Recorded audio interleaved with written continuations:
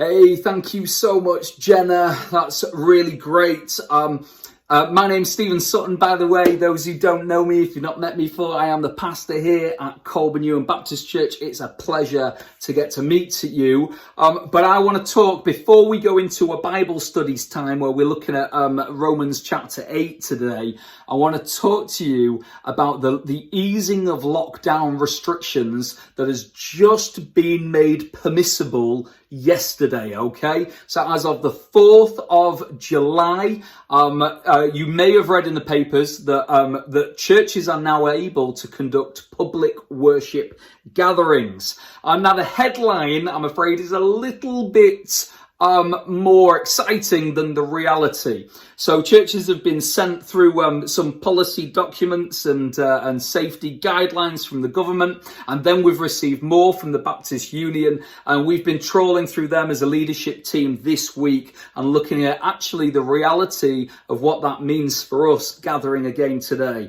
Now I'm afraid the reality doesn't necessarily live up to the hype. Any gatherings that take place now are not allowed to have any singing in them. There would be limited numbers because of the building's capacity. So you would have to have ideally a 2-meter distance in between people. There would be no children's work at those meetings, and children would have to remain in close proximity to their parents and not be moving around. There would be no coffee and tea or chatting and socializing around after services. People will have to just exit the building immediately. We're asked that those services are as short as possible. And many people are also shielding as well, and they're not allowed to be gathering with us, certainly not inside.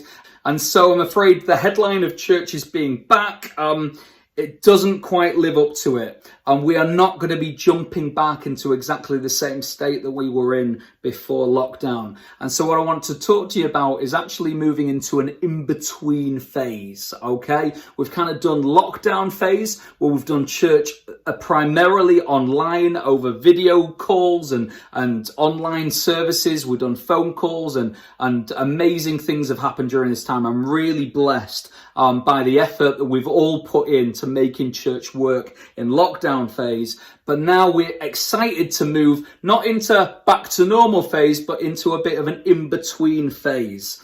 Because gathering is really important to us. And for some of you, it's massive. Some of you have thrived with the online thing. Others of you have hated the online thing. And so we do want to get back to some physical gatherings, but we can't do that in the same way. One of the main restrictions that we do have that delays us as well is that Langdon Square Community Centre is not going to be opening until at least early August, maybe mid-August. And so we've got the use of the beacon. Now, we do want to make full use of the beacon, but obviously there's only a few people that can fit into the hall at the beacon, especially if it's got a 2-meter distance between the chairs in there. And so something that we want to introduce that we're super excited about is bite-size church. Let me tell you about bite-size church. This is the way that we're going to be doing church over the next couple of months, probably, but definitely the next few weeks. We want to see some of you that want to see us in person. We want to gather together, but we also want to respect those that want to stay online and aren't able to gather with us. And so bite-sized church is going to allow us to do that. It means that our Sunday morning services are still going to be online. With Sunday online, we're still going to be interacting on a Sunday morning in the same way that we have been doing. But we do have an opportunity to have little bite-sized churches throughout the week. And so this week, watch out in your inboxes, because there's going to be an email sent to you and our website is going to be updated, and you're going to hear about every single week there will be multiple occasions where you can gather with your church family, where we can, some of us, be physically present with each other in smaller bite-sized groups where we can pray together, support each other, study what we've kind of been looking at with the sermon, and be brothers and sisters together. Others of us will also get to do that, but online, and we'll continue, and we'll introduce some new online groups where people can do that safely over Zoom and over different video calling platforms. And so this week, we're going to be getting the Beacon ready, because some of those bite-sized groups are going to be meeting in the Beacon. Others of those bite-sized groups will be meeting outside the Beacon on the patch of grass. Others will be walking groups, where groups of 6 are able to go on and walk together and continue to have that kind of disciplined time together.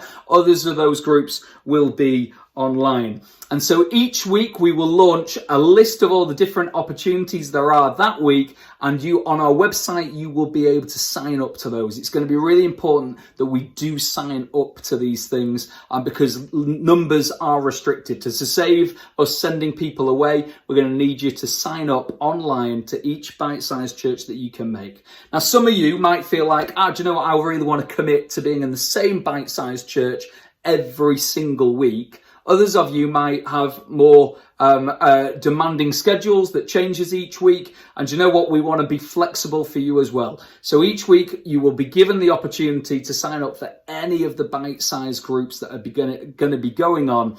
And you will be able to gather with your church family in some way.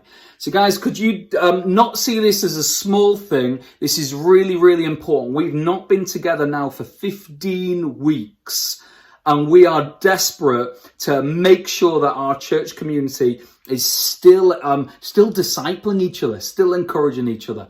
So would you read that email really, really clearly, really seriously this week, and reflect upon how you're going to respond, what bite-sized church you're going to go on. And if you really have a heart and you're thinking, do you know what, none of these things fit with me, but I could start my own bite-sized church up, then please give me a call and we can have a chat about how you can make that happen.